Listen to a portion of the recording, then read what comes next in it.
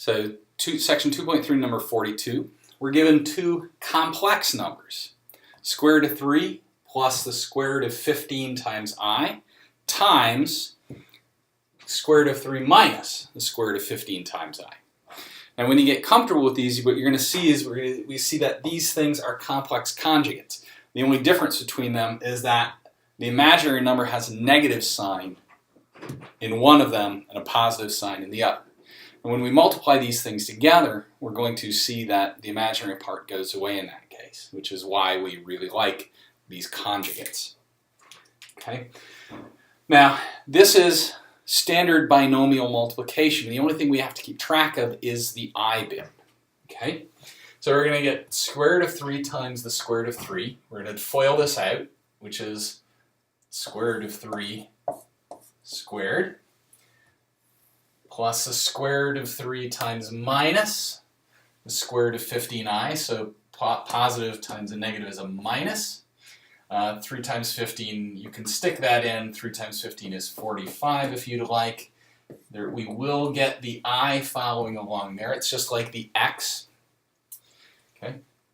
And then the inside, square root of 15i times the square root of 3. 3 times 15 is 45. And these are both positive, so we'll stick with a plus. 45, and the I follows along just like it followed along with the X in standard binomial multiplication. And the positive and the negative is a negative. Square root of 15 times square root of 15. And then I times I. Okay? Now, can this be simplified in any way? Well, the square root of 3 squared, the square and the square root cancel each other out, leaving us with a 3. Color doesn't look any different, right? We have a minus square root of 45i and a plus square root of 45i. The rules of multiplication still apply, addition still apply. If we subtract something and add that same thing, those pieces are going to cancel out. Okay? We're going to get this minus, right? Minus square root of 15 squared. The square and the square root cancel out, so we're going to get a 15. And then I squared is the last bit, and I squared, our rule there is I squared becomes minus 1. Okay, so can this be simplified yet? Minus times a minus is a plus.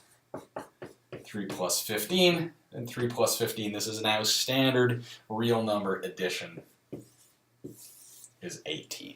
Okay, so the complex conjugates got rid of the imaginary bits.